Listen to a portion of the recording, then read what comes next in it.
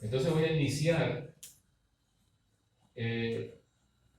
por Efesios capítulo 2, versículo 12.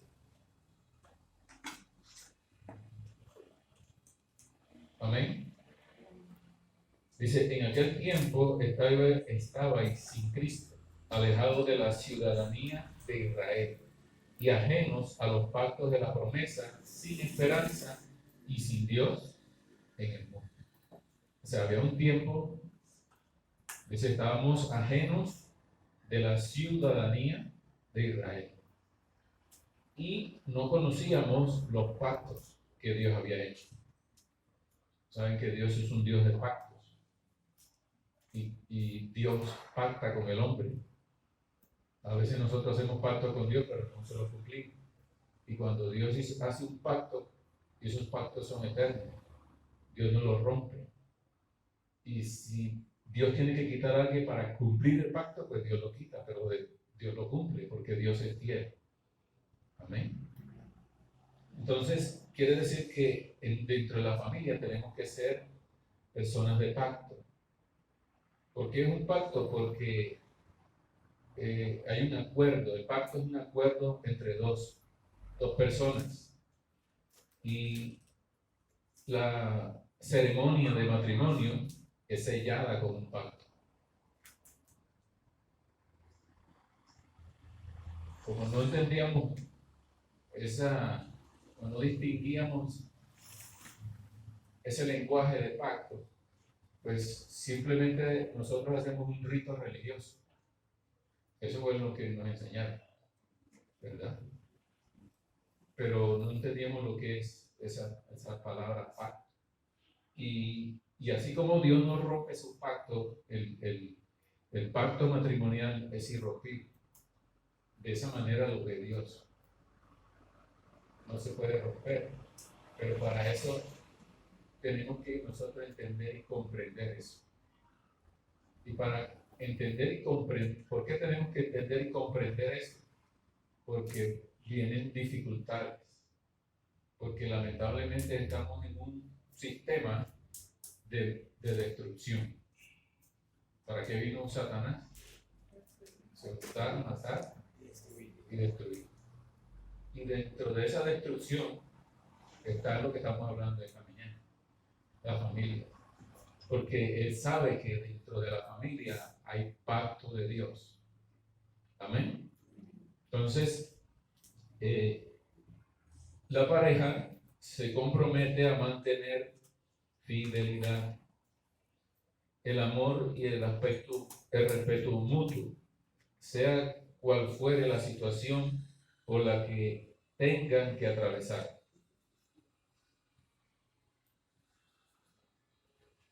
¿Cuántos saben que el matrimonio tiene problemas? Y los que no saben, pues sepan. Los que todavía no han dado ese paso, allá van a llegar, quieran o no quieran. Y hay quienes le da miedo eso. Hoy las jóvenes no se quieren casar. Y hay mujeres que pasan de los 30, 35, 40 y no se quieren casar porque han visto lo que ha sucedido en los hogares de sus familias. Entonces les causa, pero en Dios hay un pacto eterno a través de la familia. Entonces por eso Él nos ama tanto que nos trae y nos revela ese diseño. Por eso el texto dice, en aquel tiempo estabais sin Cristo. Dice, ajenos de la ciudadanía de Israel y ajenos a los pactos de la promesa. Dice, sin esperanza y sin Dios en el mundo. Dios te hizo nacer porque Él un día hizo un pacto con Abraham. Y Abraham le dijo, te daré, tu descendencia será como las estrellas del cielo. Amén. Entonces cuando comprendemos y entendemos el pacto de Dios y sabemos a lo que nos vamos a enfrentar, pues lógicamente hay otros principios que nos van a hacer mantener firmes en ese acuerdo o ese pacto que ya hicimos, o el acuerdo y el pacto que vas a hacer. Amén.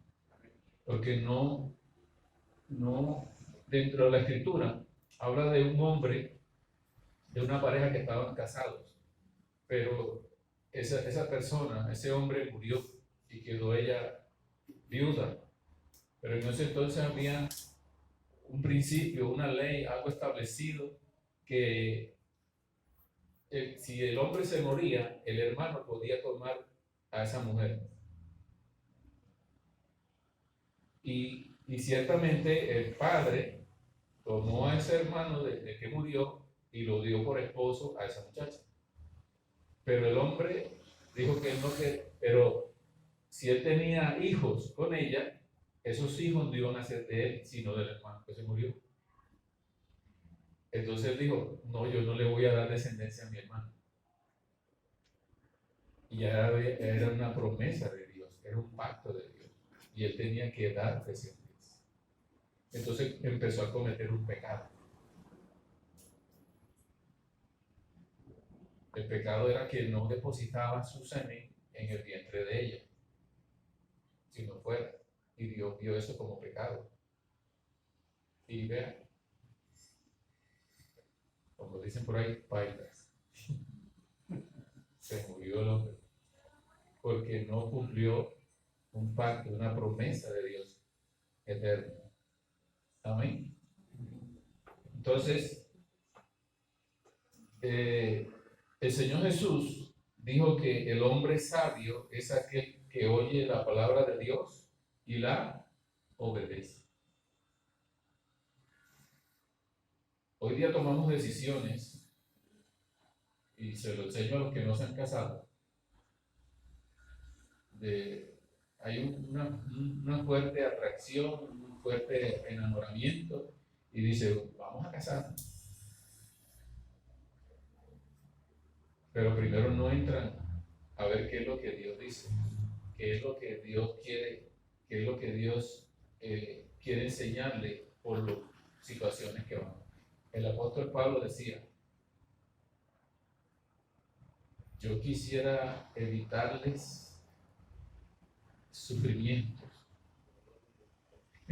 dolores de cabeza. Él dice así, por eso dice, es mejor que se quede soltero. O sea, el apóstol Pablo. Yo quisiera evitarles eso, pero tienen que casarse. O sea, no está trayendo un diseño contrario al de Dios, sino está diciendo, van a tener problemas. Amén. Entonces, cuando conocemos el diseño de Dios y empezamos a establecer los principios de Dios dentro de la familia, ahí empezamos nosotros a superar esas dificultades y problemas que se presentan. Amén. Ahora, ¿a quién tenemos para guiarnos dentro de nuestra familia? Romanos 8:14 dice, porque todos los que son guiados por el Espíritu de Dios, estos son ¿qué? Hijos de Dios. Diga conmigo, necesito ser guiado por el Espíritu Santo. Ayer hablábamos de andar en el Espíritu. Hay dos cosas claras que nos dice la Escritura de andar en el Espíritu y no andar en la carne. ¿Y cuáles son las obras de la carne? Uno solito, los celos. ¿Cuántos son celosos?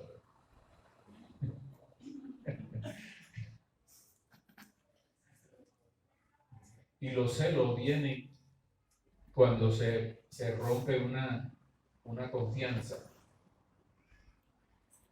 Y también vienen cuando aquella persona no se estima a sí misma o se cree inferior.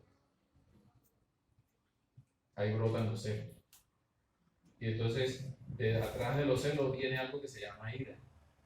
Entonces, por la ira, creemos que vamos a dominar o vamos a hacer entender o hacer caer en cuenta al otro que el otro está equivocado. y lo que hace es echarle leña al fuego. ¿Por qué? Porque tanto el hombre como la mujer tenemos en nuestro corazón una naturaleza carnal pecaminosa y brota el orgullo. ¿Aló?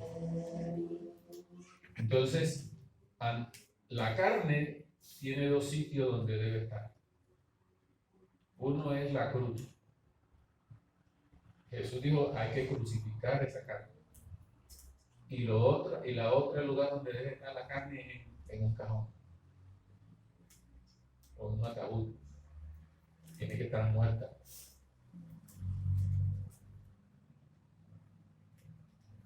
Cuando dice, no vivo yo, Cristo vive. O sea, que la carne tiene que morir todos los días. Y claro, la Escritura nos enseña, manifiestas son las obras de la carne. Y hablando de lo que se presenta dentro de los hogares, un punto es que el que tiene que morir son los celos. Ya yo conozco una pastora que ella nació en Málaga. Y en Málaga su esposo era terrible. Y era de esos de que le decía, primero le decía, sácame esta ropa y prepáramela porque me voy el fin de semana. Y ella cogía su ropa y se la planchaba. ¿Y para dónde vas? Me voy para la otra. Así le decía. Y se iba viernes y regresaba el lunes. Y si el lunes era festivo, regresaba el lunes en la noche o el martes en la mañana. Y venía con toda la camisa y la camisilla pintada de pintalabio. ¿Usted qué haría con eso?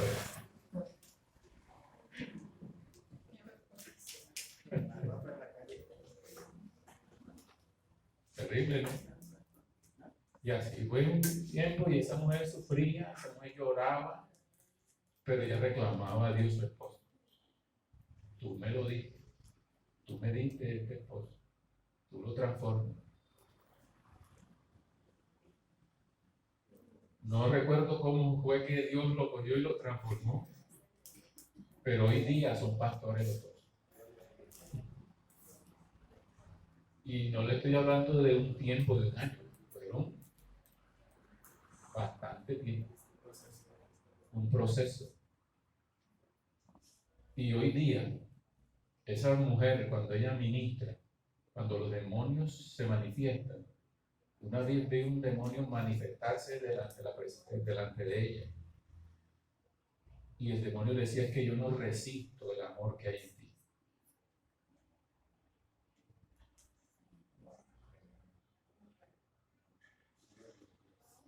Ella iba donde esas mujeres que tuvo el marido y las aconsejaba, les hablaba con amor, las ministraba.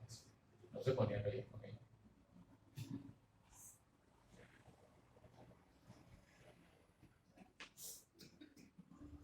Aló. Sin palabras.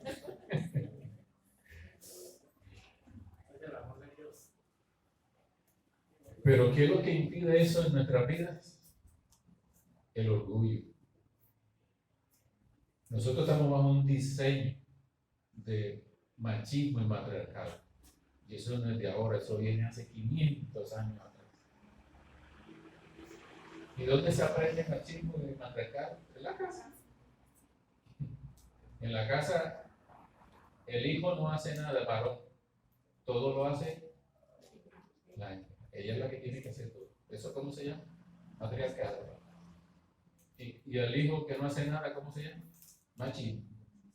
Y entonces eso es una cadena que va de generación en generación. Yo tengo discípulos en Barranquilla, bueno, yo lo saqué de eso, pero la mamá, la hija era la que hacía todo en la casa. Cocina, barre, plancha, todo. Y él sentado en una silla. No, él es varón y no puede hacer nada. La misma mamá.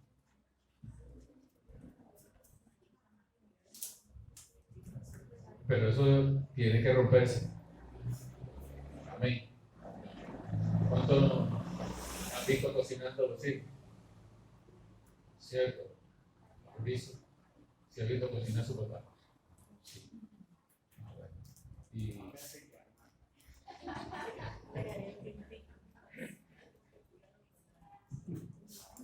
Entonces, cuando venimos al conocimiento de Dios, Dios empieza a cambiar y a transformar todas esas cosas. Entonces, ¿por quién tenemos que ser guiados?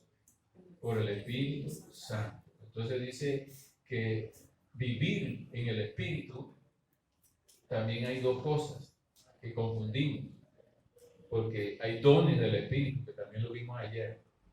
Dones del Espíritu, pero hay frutos del Espíritu. Y el que tiene el don del Espíritu no quiere decir que anda en el Espíritu, porque andar en el Espíritu es vivir conforme al fruto del Espíritu Santo. ¿Y cuál es el fruto del Espíritu Santo? Amor, paz, fe, gozo, paciencia, bondad, benignidad, mansedumbre, templanza. Dice, contra tales cosas no hay ley. Eso está en la gracia. Amén. Entonces, cuando usted practica esas cosas, cuando usted vive eso, usted anda en el Espíritu.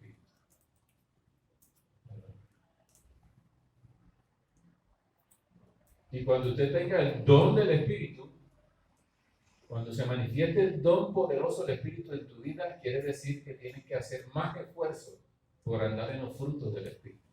Porque el don también saca lo que hay en el corazón con el orgullo y la altivez. El don te hace creer que tú eres mayor que otro. No es así.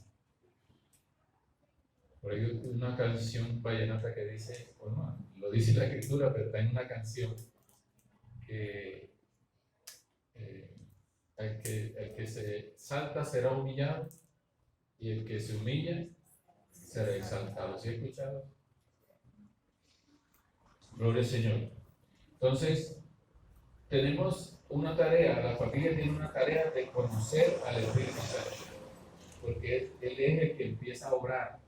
¿Por qué tenemos que andar en el Espíritu? Porque caminar conforme al Espíritu, porque Él es el que empieza a obrar en todas esas dificultades que se presentan. Amén. Segundo, ese segundo punto, ¿verdad? Que les dije. Tercero, construya una generación para Dios. Vamos a leer Salmo 89:1.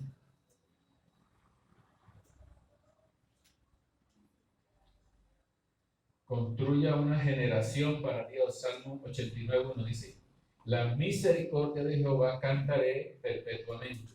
De generación en generación haré notoria tu fidelidad con mi boca.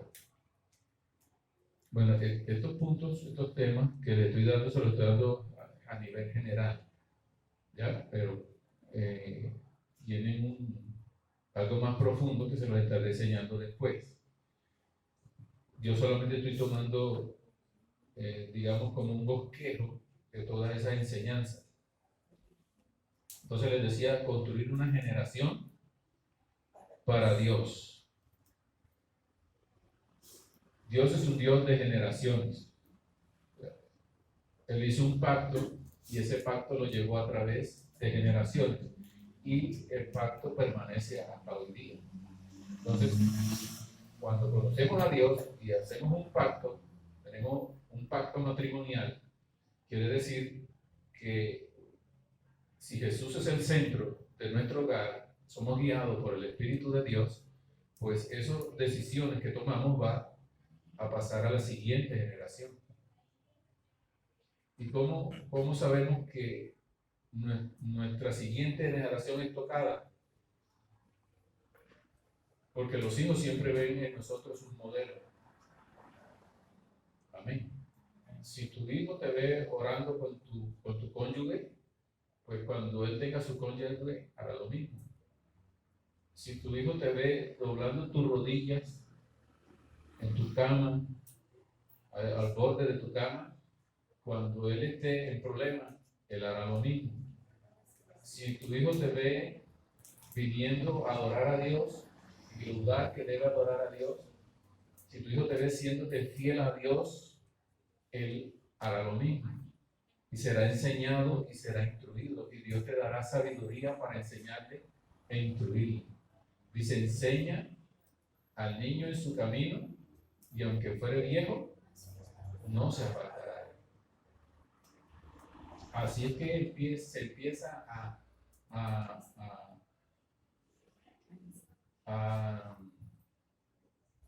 tocar la siguiente generación.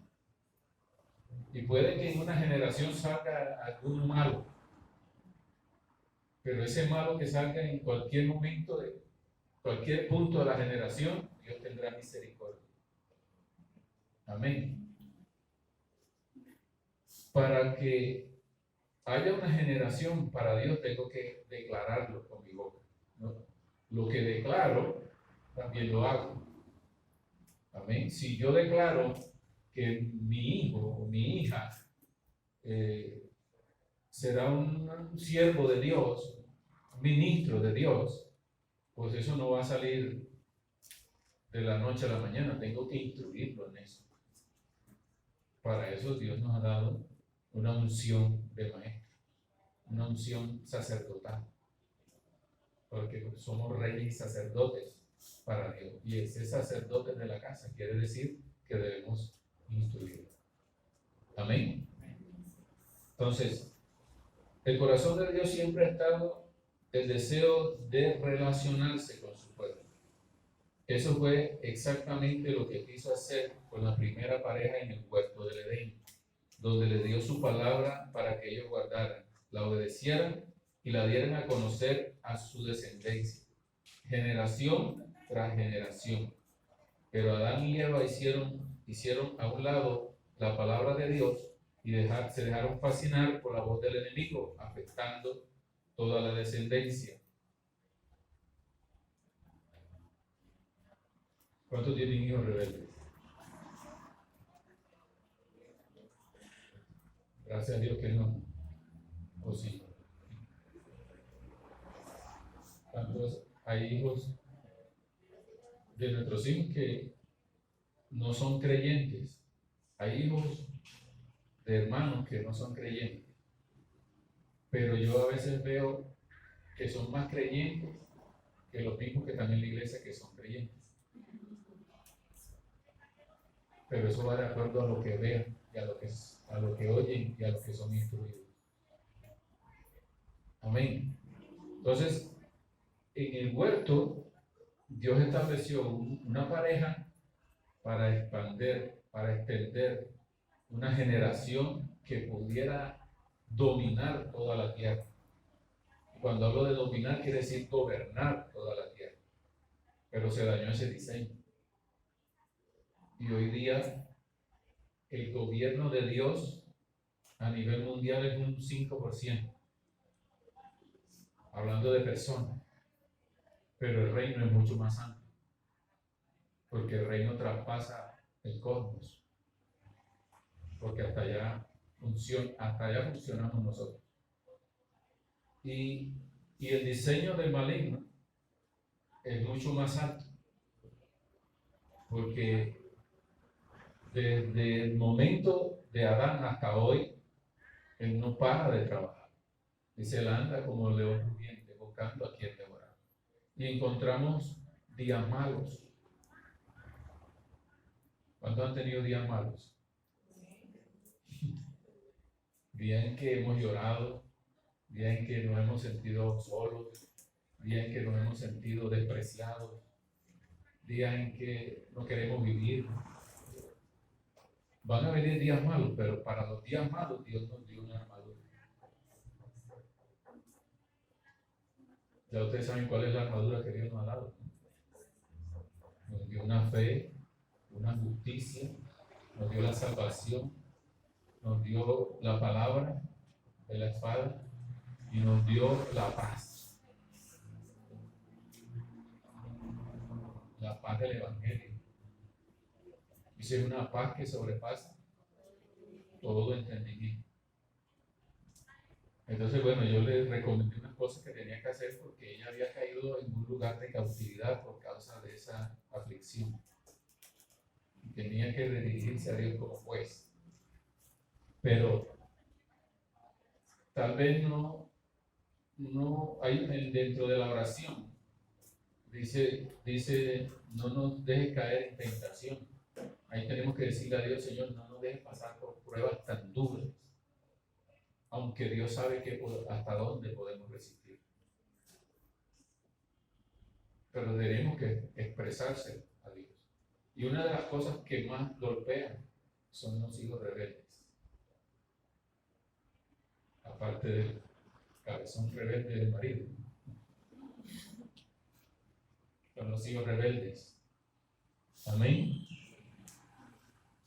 Entonces, cuando empezamos a construir una generación para Dios, con el pasar de los días, con el pasar de los años, empezamos a ver que Dios se va glorificando en cada área, porque es lo que manifiesto, porque es lo que busco, porque es lo que quiero, que es lo que Dios quiere, es lo que quiero que Dios haga, lógicamente conforme al diseño de Dios que está en su palabra, porque hay un diseño de Dios, hay un pacto de Dios, y tengo que remitirme a ese pacto. Aún dice que dejará el hombre ¿a quién? A su padre y a su madre, se unirá a su mujer, y los dos serán ¿qué? Entonces, cuando son una sola carne, quiere decir que del orgullo, de los celos, del buscapleito, no sé, lo que usted ve en su cónyuge, tú puedes desatarte a ti mismo. ¿Por qué puedes desatarte a ti misma o a ti mismo? Porque eres una sola carne. ¿Aló?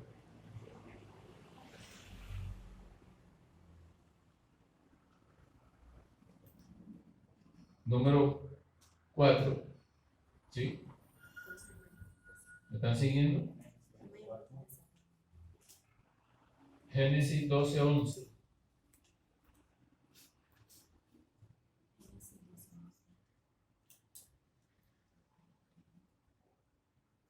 Génesis 12:11 dice, y aconteció que cuando estaba para entrar en Egipto, dijo a Sarai su mujer, he aquí ahora conozco que eres mujer de hermoso aspecto. Imagínense Abraham, se casó con Sara, salió de los caldeos con Sara. ¿Cuánto tiempo llevaba casado con ella? No sé, pero no se había dado cuenta de lo que tenía.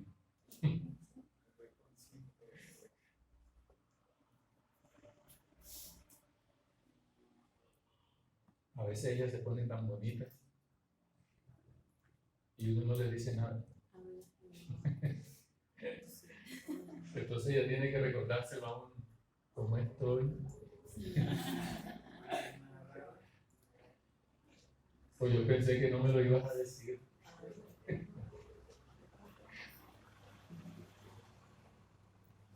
Tuvo que venir una prueba tan dura en Egipto para él darse cuenta, Dios mío, qué hermosa. O sea, ¿por qué se casaría Abraham?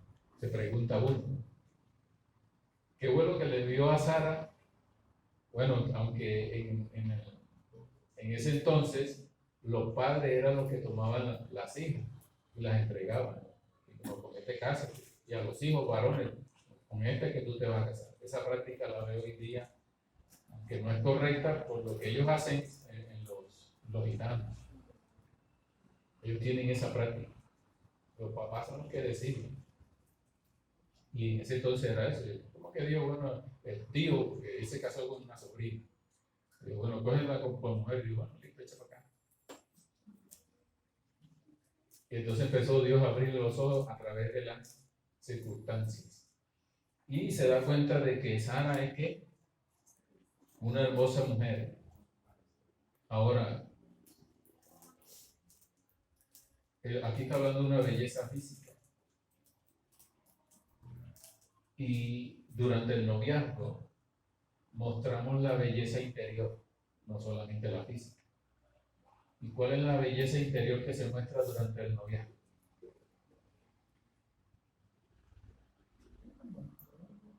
A ver, ¿tú se han enamorado?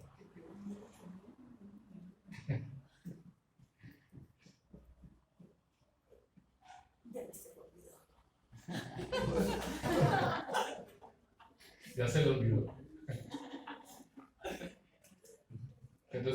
el noviazgo empiezan a mostrar unas cosas que el hombre queda, y lo mismo el hombre. El hombre empieza a mostrar lo que nunca ha hecho en su casa. Y eso enamora. Pero una vez que se casa, se acaba el romanticismo. Y empieza a mostrar lo que en realidad es.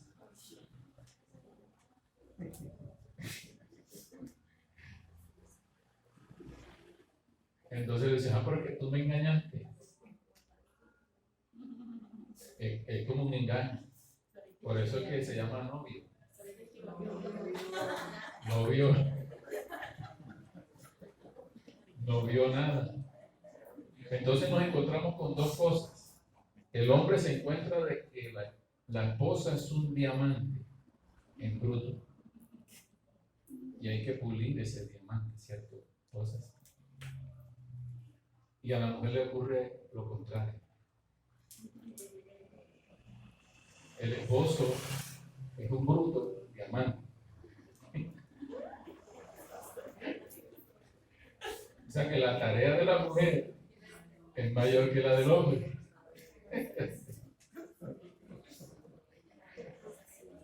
¿Y por qué lo digo? Porque el hombre es más, o la palabra que utilizan es más tosco que la mujer. La mujer es más sensible. Por eso Dios dice, trátala como vaso frágil. La mujer se quiebra más rápido. El hombre no. El hombre es más orgulloso. El hombre le importa. Y ya vas a llorar.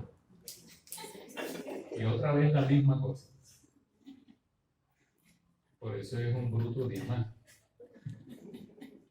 O sea, tienen una tarea mucho más grande.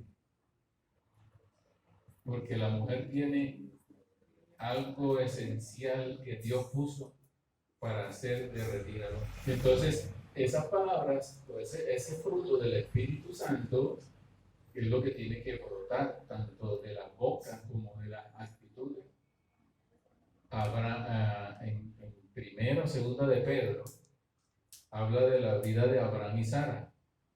Y dice ahí que Sara llamaba a Abraham mi Señor.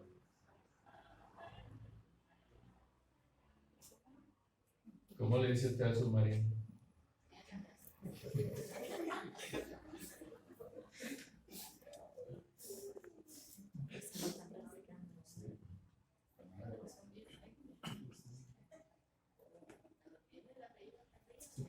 Y si está furiosa, ¿cómo le dice? Oye, yo no me llamo Oye, yo tengo un nombre.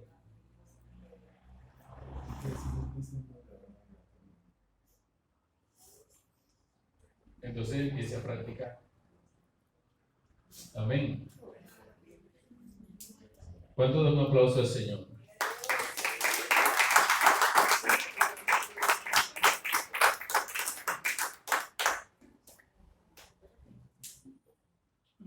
Cuatro, cinco. Hebreos, el anterior era mantenga un romanticismo dentro del matrimonio. Apenas le estoy hablando algo general, después hablamos más profundo de eso. El número 5, dignifique a su cónyuge. Hebreos 13:4. Los fornicarios, dice a los adúlteros, lo juzgará Dios. Entonces dice Hebreos 13:4.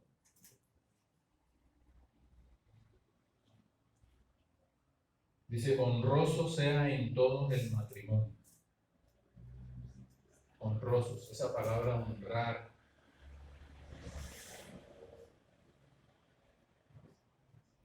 Quiere decir que el matrimonio nos está diciendo ahí que debemos tener en alta estima el matrimonio. ¿Cuál es el diseño del mundo? Nos vamos a vivir a ver cómo nos va. Si nos va bien, pues así se quedan porque ni se casan. Y si nos va mal, pues, pero ese no es el diseño del reino. El diseño del reino es que mientras tú tengas una relación con Dios, Dios mismo te puede afirmar que esa es tu pareja. Dios mismo te puede decir que no te vas a encontrar con esto, pero esta es la que yo te doy. Todo va dentro de lo que, dentro de la amistad que tenemos con el Espíritu Santo. Pero tenemos que honrar el matrimonio porque es un pacto de Dios. Y honrar el pacto es que aquí en casa no salgo, sino cuando el papá la entregue. Yo me guardo ese en el momento indicado. Ese es el pacto de Dios. El diseño del mundo es que ya tienen en poco, o sea, la deshonra, tienen en poco el matrimonio, y la primera deshonra que hacen es que se acuestan con cualquiera. Y hoy miramos algo tan terrible de mujeres siendo asesinadas por esos ex. Y mientras tuvieron una relación con ellos, nunca se dieron cuenta de lo que realmente había en el corazón de esa persona. Porque de noviazgo se encuentra una cosa. Pero cuando vamos más allá, cuando damos un paso más allá de escudriñar realmente qué es lo que sale de la boca, cuáles son las actitudes, cómo ha sido enseñado por su familia, de qué familia viene, eso es importantísimo. Porque de lo que haya visto y de lo que haya sido enseñado, eso es lo que va a dar. Por eso Dios dice, no te unas en yugo desigual. Porque el yugo desigual es una persona que no ha sido transformada por el Espíritu Santo. Entonces por eso hay muchos descalabros dentro de los pactos matrimoniales, incluso dentro de la iglesia. El honrar quiere decir que debemos tener en un alto concepto el uno del otro. Empezamos a mirar dentro del matrimonio lo que sale después, como les dije, y viene el por qué hace esto, o por qué tú eres así, o por qué esto y por qué aquello. Todo eso empieza a salir. Y cuando empieza a salir y a cuestionar, es que se empieza a caer en deshonra en el matrimonio. Aquí es específico el Señor cuando dice el hecho sin mancilla, que es el adulterio o la fornicación. Pero antes de llegar hasta allá, siempre hay cositas. Lo mismo cuando dice las moscas muertas hacen el perfume del perfumista. Las cosas pequeñas se van haciendo grandes. O sea, una luz de nieve que cae de la montaña, del cerro, empieza con una bolita pequeña. Y viene rodando y rodando y creciendo, y cuando llega abajo, arrasó y aplastó a todo el mundo. Así empieza. Entonces la crítica, la que avanza, se abre puertas a los demonios. Y hay días o hay noches en que uno tiene la mirada hacia una pared y el otro para otro lado. Y en el medio hay un espacio. ¿Y usted sabe quién se acuesta ahí?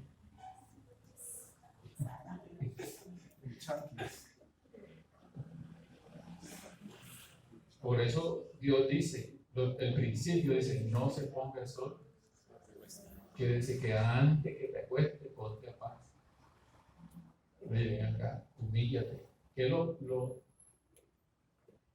que nos hace, como les decía, que es lo que nos hace delante de Dios exaltar, o que nos exalte, que nos humille. Bueno, número Número, ¿qué? 6. Mantenga un control sobre su carácter. Proverbios 19:11.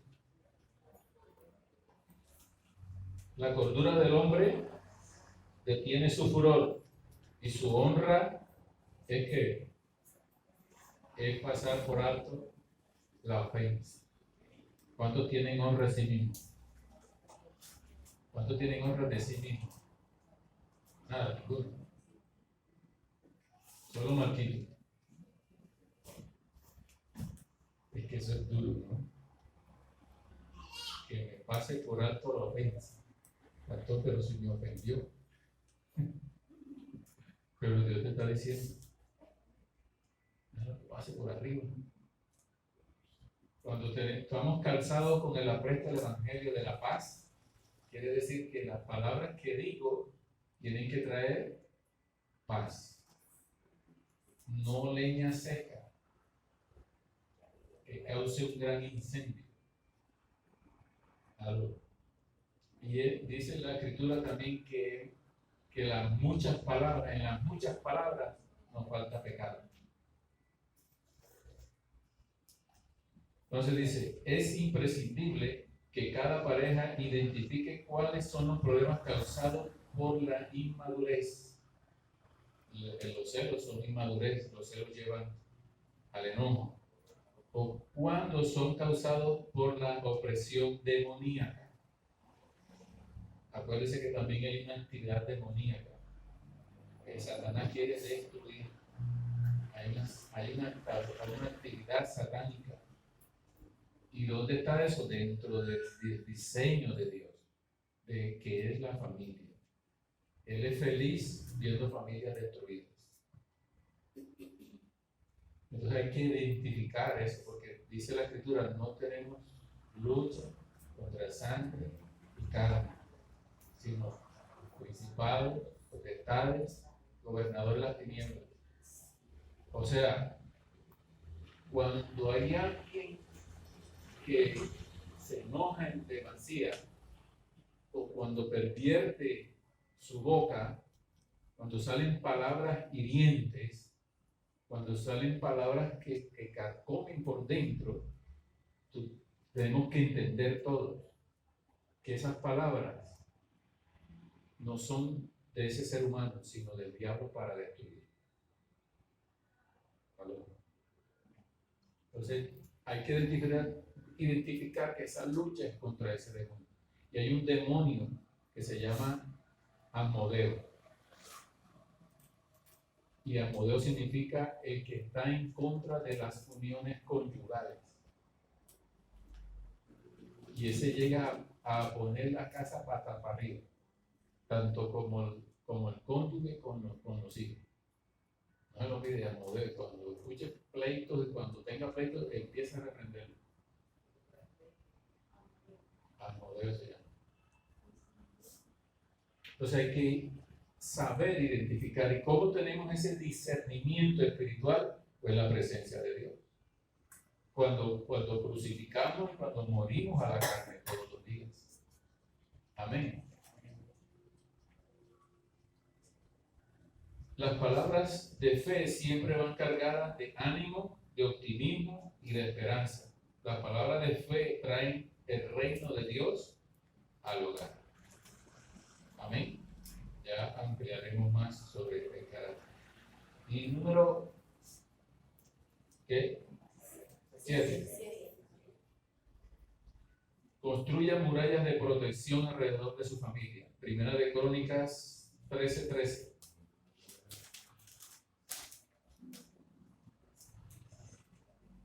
¿Cómo construyo una muralla de protección? Primera de Crónicas dice, y no trajo David el arca a su casa en la ciudad de David, sino que la llevó a casa de Obed-Edom el Eteo. Y el arca de Dios estuvo con la familia de Obed-Edom en su casa 3 meses. Y bendijo Jehová la casa de Obed-Edom y todo lo que tenía. El arca de Jehová es la presencia de Jehová. Allí estaba la vara de Aarón, estaban los panes, y ¿qué era lo otro? La palabra. y esa arca encima tenía unos querubines. Y Dios había determinado que ahí estaba su presencia. Entonces David puso esa arca en la casa de Obed-Edom, un heteo. Y mientras el arca permaneció en la casa de él, dice que fue prosperado todo. Ahora, ¿cómo traigo yo la presencia de Jehová a mi casa?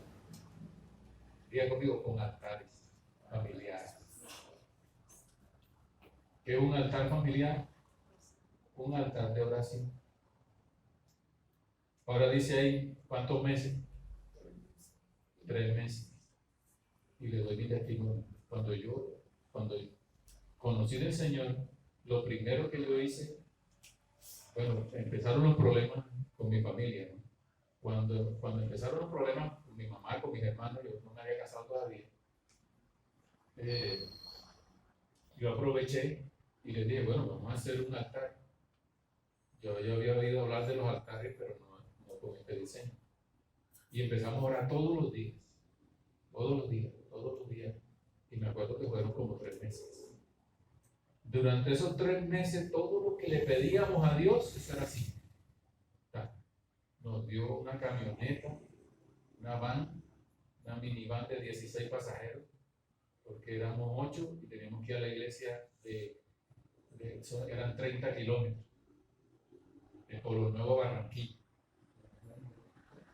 Le pedíamos salvación por cada uno de nuestros familiares y le decía, Señor, tráelos aquí, para que oremos por ellos aquí y aquí reciban tu palabra. Y vinieron de Venezuela, vinieron de Valledupar, vinieron de los pueblos cerca, familias de mi papá y familias de mi mamá. Y hoy día hay una cosecha que yo no se la puedo describir, pero hasta hace poquito los hijos de unos primos míos que viven en Río Frío, Magdalena, yo no sabía que ellos estaban convertidos. Y yo vean que tú cuando te convertiste, y el Espíritu me decía ser fruto de la familia. Y conseguimos, y lógicamente ya viene un tiempo en que Dios empieza a expandir, ¿no? Empieza a sacar, pero el altar, una de las cosas poderosas es el altar.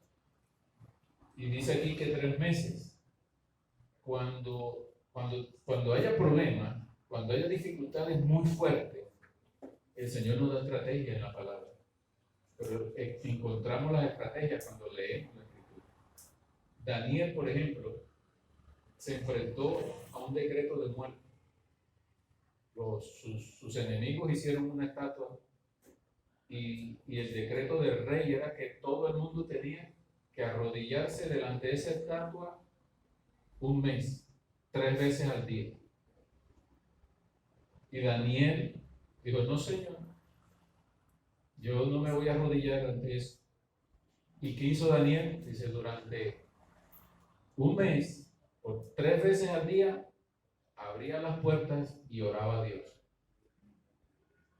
Y en 1 mes, orando 3 veces al día, revocó la sentencia de muerte que era para él.